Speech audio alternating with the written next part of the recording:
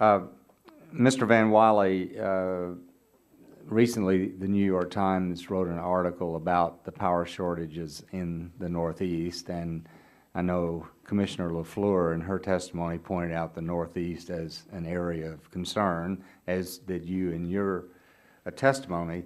Now, the New York Times article focused a lot on nuclear power, and I would ask, of course, you've got the Vermont Yankee plant, you've got the Indian Point plant. Both of them, there are groups trying to shut them down.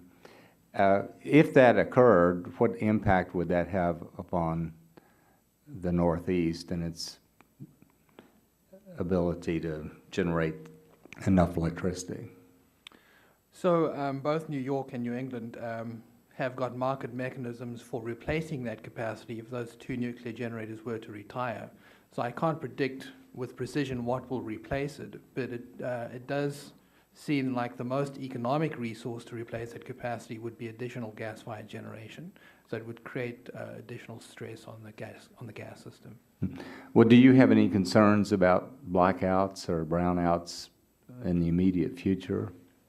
We do.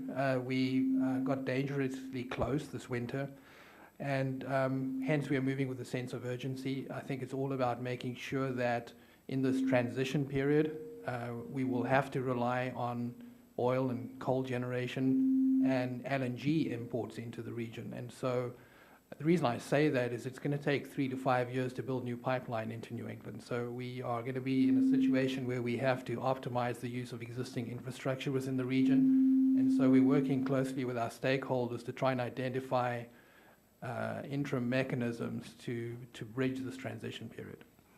Yeah, and we also appreciate in your testimony you're setting out some specific things that needed to be done, which we appreciate your setting that out as well.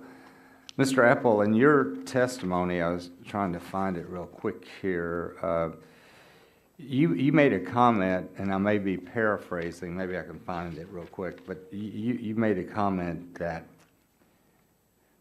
Congress and EPA must acknowledge that it is the exclusive province of the Utility Commission to determine the mix of strategies to achieve standards at EPA. And recently, we had 3 forums on the Clean Air Act, and regulators came in from all over the country, and many of them expressed some concerns about their flexibility. So would you elaborate on this just a little bit? Certainly. Thank you, Mr. Chairman. My concern is I believe we have to have a bifurcated system for EPA or the Congress to establish what are the goals, what are the targets.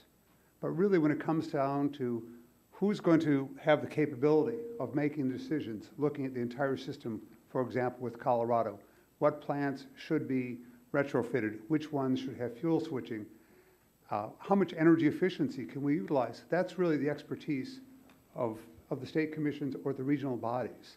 And that's a complex equation not only of the air quality impacts, but the financial impacts, how much infrastructure has to be built. I think really it's the state commissions or the regional bodies which have that intricate understanding of the system. And so neither Congress or EPA really can delve into that level of detail. They certainly can say, here's the goal, here's the slope of how quickly it has to be achieved. But when it gets down to the real nitty-gritty of economically making these decisions, so we balance both the environmental needs and the financial consideration of the state, I think that's really where our expertise lies. Okay, thanks. Mr. Smitherman, are there any other states that that EPA has issued a federal implementation plan for other than Texas? Not that I'm aware of, Mr. Chairman. Okay. And of course, you all won your flex permit case. You also won the cross-state air pollution control case as well. Is that correct? We did. The Fifth Circuit ruled that the EPA had acted in an arbitrary and capricious manner with regard to our flex permitting program. Mm-hmm. Now, you testified regarding wind power, subsidizing wind power, and you talked a little bit about wind generators bidding negative prices into the ERCOT and how that distorts the system. Would you just briefly explain this negative pricing? I will. Just to give you a quick snapshot, for the first 2 months of this year, we've had 39% natural gas, 38% coal, 11% nuclear, and 11% wind. That's been our power mix. With the PTC in effect, wind basically can offer in at negative prices, and because we run a market dispatch model, the cheapest generation, which is wind and nuclear, is dispatched first. So when the wind is blowing, it creates negative prices, basically pushing off of the dispatch curve occasionally gas and coal. Okay, thank you. My time's expired.